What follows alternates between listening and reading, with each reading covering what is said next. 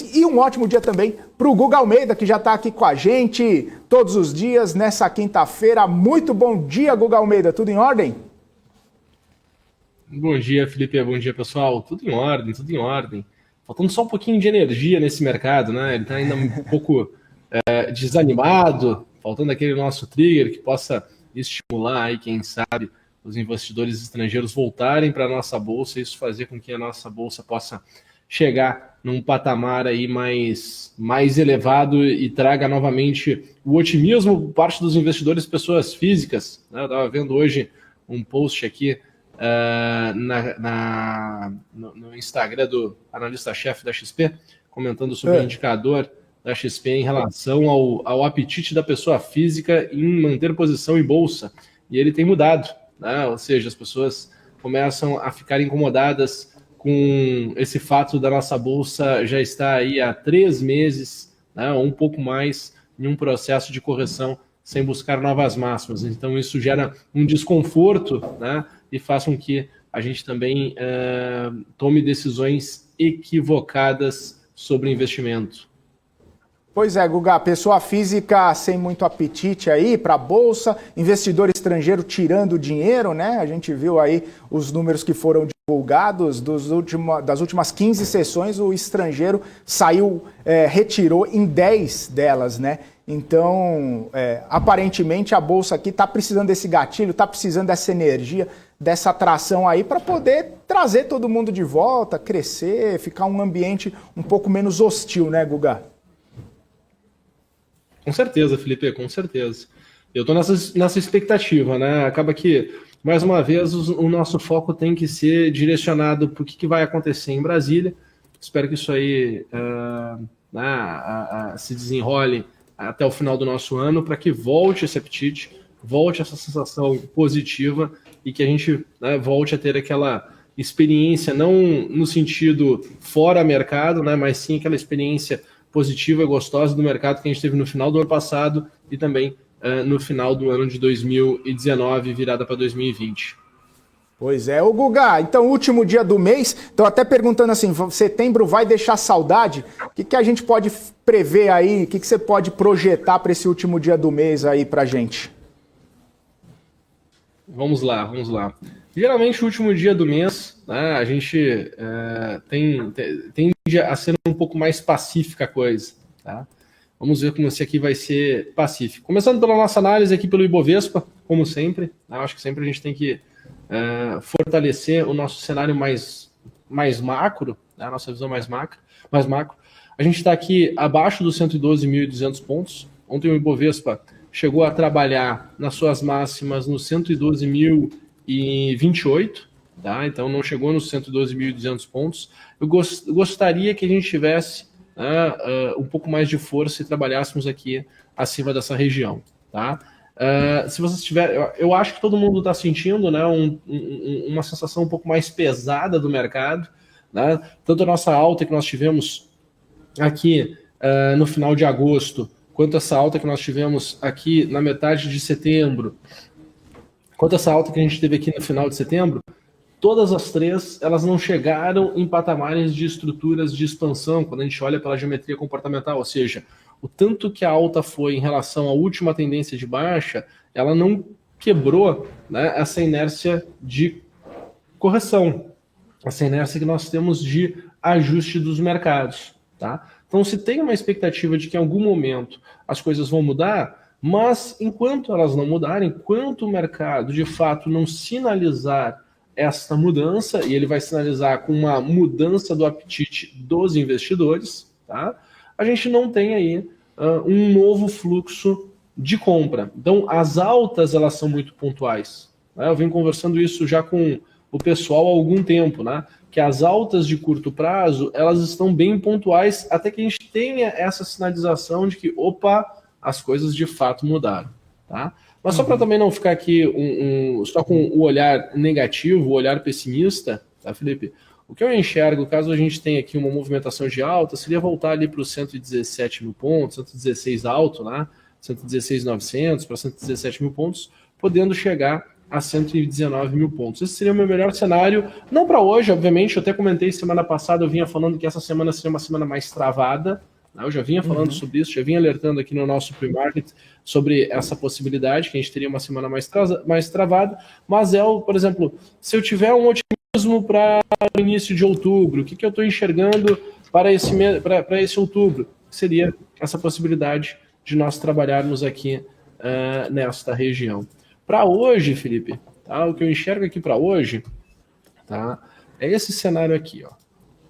Olha que interessante. Tá? Nós tivemos aquela movimentação na terça-feira. O pessoal brincou aí que hoje é uma quinta com cara de sexta, né? Eu até achei que tu ia falar algo do tipo. Para mim também é cara de sexta, tanto que amanhã eu não vou vir. Aí poxa, Felipe, não faz isso, né? Venha. Mas, enfim, quando a gente olha para cá, tá? Essa movimentação de terça-feira, a resposta que nós tivemos, dia 28, terça-feira, tá? A resposta que nós tivemos na quarta e a resposta que nós estamos tendo para agora, tá? O que eu enxergo se nós entrarmos num tom positivo, que pode se ter um tom positivo uma vez que a gente tem uma agenda mais fraca, né? Se a gente for olhar para cá, tá? O que eu enxergo é que a gente poderia voltar aqui a 113, 150, a 114 num momento muito, muito otimista, tá? Isso seria voltar aqui para os patamares das máximas ali do dia 28, do dia 27, tá? Esse é o meu cenário que eu estou enxergando aqui, sem uma surpresa fora do radar, tá? Caso apareça aí alguma surpresa fora do radar, bom, aí eu olho lá para 115.800 e consigo enxergar uma sequência positiva aqui para cima. Acho importante tu ter essa fotografia e tu ter isso, né, no teu radar. Opa, se surgir uma surpresa positiva nesse contexto, para onde o mercado vai, né? Por que isso? Para que tu não seja surpreendido, né? O mercado, daqui a pouco o mercado vai e aí todo mundo começa a postar N coisas, porque a grande maioria dos participantes do mercado estão sempre insatisfeitos, né? O mercado financeiro, a Bolsa de Valores é um lugar onde tem um número de concentração de insatisfeitos, né? É incrível isso. Mas então é importante tu ter essa fotografia para poder entender o que pode acontecer de forma positiva. Já de forma negativa, de fato, tá?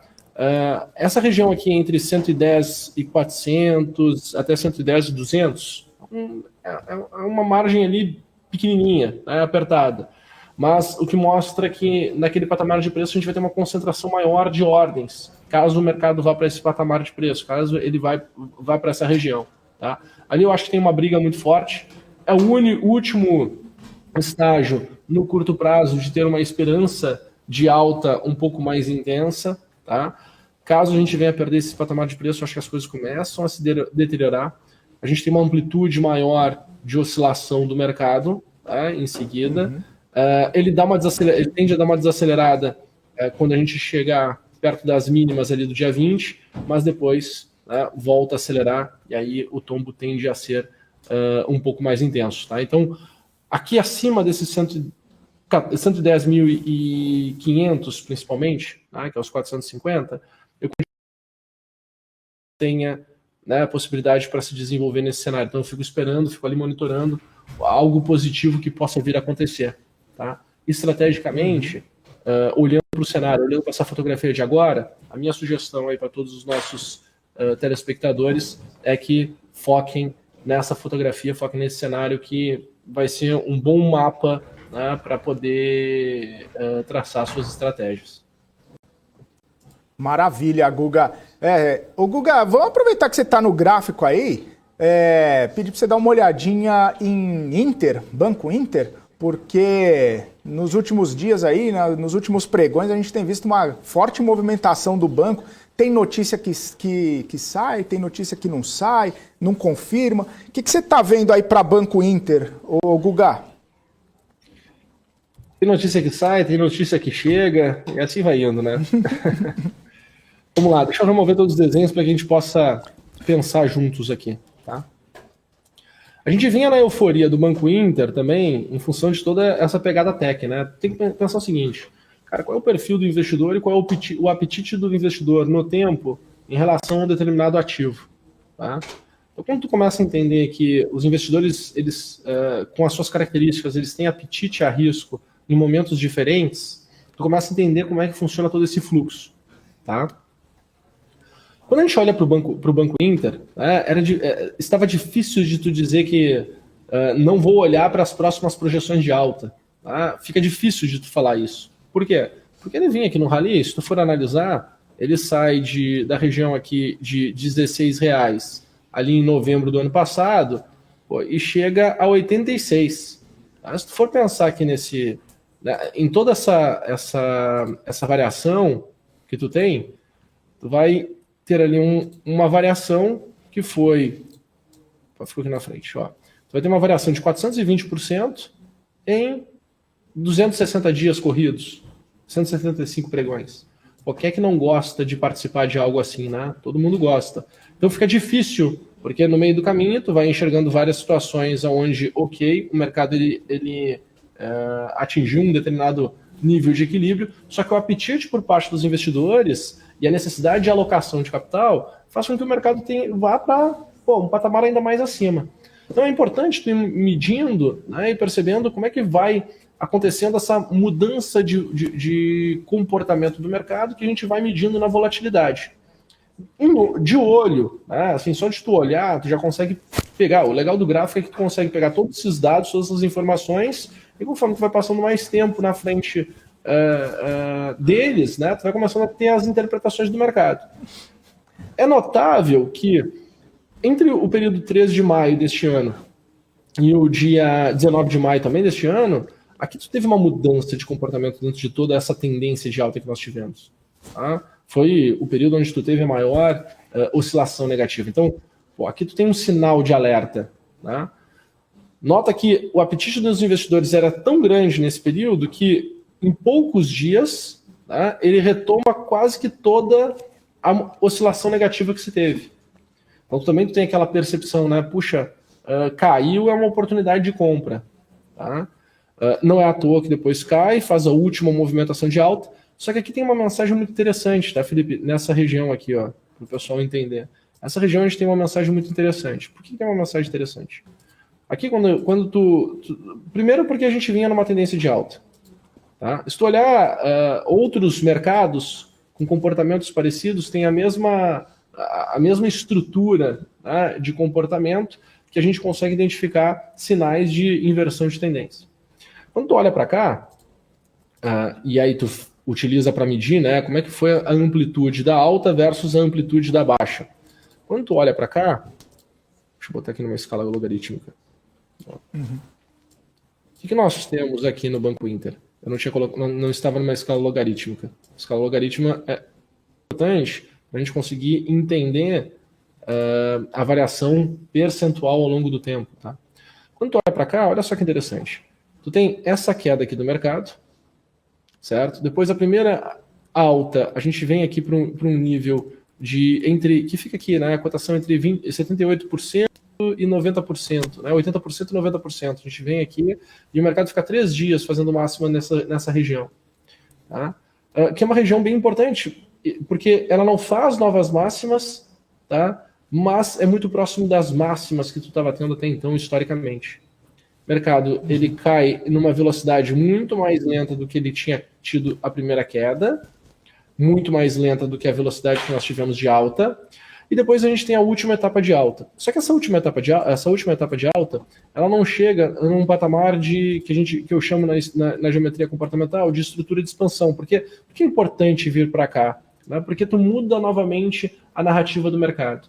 A percepção de caro e barato, a percepção de faz sentido ou não faz sentido, porque isso é tudo relativo ao que as pessoas têm de experiência, ao que as pessoas têm de expectativa, ao que as pessoas têm de informação, o que as pessoas têm de necessidades. Né? Ou seja, é muito relativo o caro e barato ao contexto que aquelas pessoas estão vivendo. Então a gente tem que entender isso. E o mercado é uma resultante desses contextos. O mercado não consegue chegar lá e pior, ele fica aqui na região que a gente fala, né, depois de uma tendência de alta, que eu falo, na verdade, depois de uma tendência de alta, quando tu tem um aumento dessa volatilidade, exatamente isso, né, tu tem aqui uma situação de uma estrutura de final de ciclo. Ou seja, toda essa euforia que nós tínhamos aqui de alta, se a gente for analisar os participantes do mercado, né, eles, no geral, eles atingiram um nível de satisfação. E aí, quando tu atinge o teu nível de satisfação, tu está mais predisposto a realizar a tua posição se tu tiver um estímulo que te leve a fazer isso aí. Qual é o estímulo que se teve, né? Com essa expectativa de alta de juros nos Estados Unidos, que traz um movimento todo de reprecificação das empresas techs que precisam de capital, né? Porque elas não geram resultado, não geram lucro. Então, se tu olhar as empresas techs como um todo, tá? Tu vai ver que todas elas sofreram um movimento de correção mais intenso. Então, acaba que os participantes que aqui fizeram toda essa movimentação de alta, eles estão estimulados a reduzir posição, a gerar proteção, a realizar lucro. Tá? Então, existe um movimento de ajuste, existe um movimento de queda. Tá? Todo movimento de queda ele acontece em duas etapas. Pede desculpa para a Paula aí, eu acho que me alonguei um pouquinho de novo, mas né, não dá para deixar o pessoal com meia informação, né? Então deixa eu só terminar aqui de fazer a análise aqui. Ela deve estar rindo de mim. Todo o processo de ajuste acontece em duas etapas de correção. Tá? Quando a gente olha essas etapas de correção, e a gente está num patamar interessante, tá? Porque a amplitude da primeira etapa ela já está semelhante à amplitude da segunda etapa. Então, uma vez que tu tem esse movimento, né, existe uma possibilidade legal, tá, de nós encontrarmos aqui uma região de suporte, vamos assim dizer, aqui nessa região de R$48. Tá? Existe uma possibilidade. Só um pouquinho que eu acho que não, tá com escala também logaritmo. Ok. Então, existe uma possibilidade de a gente encontrar aqui uma região de suporte. Tá?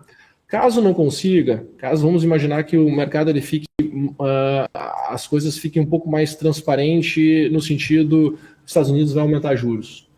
Se Estados Unidos aumentar juros, vai ter um movimento de curto prazo, obviamente, tá?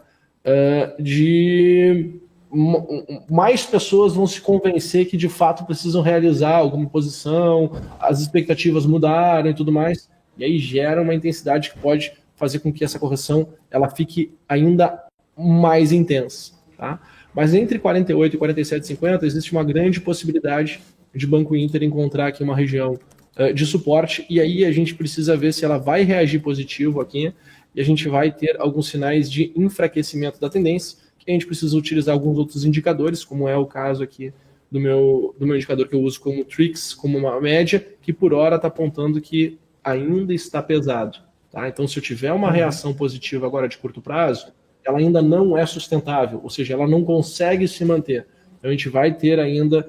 a minha sugestão para o pessoal em Banco Inter, ok, aquela turma que opera a mais curtíssimo prazo, vai encontrar oscilações fortes, pode até encontrar um movimento de alta de curto prazo forte, relevante, que pode ser uma das maiores altas do Ibovespa num dia, ok, mas não entenda que aquilo vai ficar se repetindo no curto prazo, pelo menos, por muito tempo. Ele ainda vai ter uma boa oscilação antes de estabilizar e ganhar uma nova tendência. Maravilha! Isso aí, Guga. Não pode deixar o pessoal com explicação pela metade. A Paula falou que você tem todo o tempo aqui, que hoje ela deixa o espaço aberto aqui para você. Eu ia até fazer mais umas 2, 3 perguntas aqui, mas olhando para o relógio, quase 20 para as 10, acho que eu vou terminar. É que tem um pessoal querendo que você analise a Bitcoin, ou criptomoeda, você tá sabendo essas coisas aí, Guga? Bitcoin, mas a outra... Como assim criptomoeda? Não. Criptomoeda. Não tô sabendo. Não, não tô sabendo. Foi uma coisa da CPI ontem lá com o Luciano Hang, mas já que você não está por dentro, tem problema não. O senador Renan Calheiros foi falar Bitcoin, ele falou Bitcoin, e aí o pessoal começou a tirar barato da cara dele. E um outro assunto importante, eu acho que é o mais importante de todos, ô Guga, que assim, a gente até engole, né? Alta de preço da gasolina, alta de preço do minério de ferro, algumas coisas são até tudo bem, né? Agora, aumentar a cerveja, aí não dá, né, Guga? Aí o povo tem que ir pra rua, manifestar, revolução, alguma coisa tem que ser feita, né, Guga? Não dá para aceitar uma coisa dessa. Pô, aí vale até um exercício que eu deixo aqui na mesa para a gente olhar daqui a alguns meses, né? Obviamente, o que os caras vão fazer? Vão diminuir o tamanho da latinha, vão diminuir o tamanho da garrafa, para que mantenha o mesmo, para que traga aquela sensação de que o preço é o mesmo, só que a gente vai estar consumindo menos. É a mesma coisa que aconteceu aí com as barras de chocolate, até mesmo a própria cerveja, né? Então se preparem. Não vai ter Com mais as aquela bolachas. provavelmente não vai ser mais 330 ml, vai ser 300 ml, vai ser 275, e aí vai te trazer aquela sensação de que tu está ainda pagando o mesmo preço, mas tu está recebendo menos. Infelizmente, a gente é um grande experimento social, né? Porque vai chegar em algum momento eles vão conseguir realizar novamente e as pessoas vão continuar consumindo, né? Infelizmente, a gente tem essa primeira reação, né, em relação à variação do preço, mas depois a gente vai se acostumando. Infelizmente, o ser humano tem uma capacidade de adaptação muito forte, né? Mas concordo, não dá para engolir a da cerveja. Não dá para engolir. É isso aí. Falou então, Guga. E você me deu uma boa ideia, viu? Agora na transição aqui, vou até conversar com a Paula. Você me deu uma ótima ideia, como hoje está com cara de sexta. Forte abraço, até segunda, hein, Guga? Tá joia.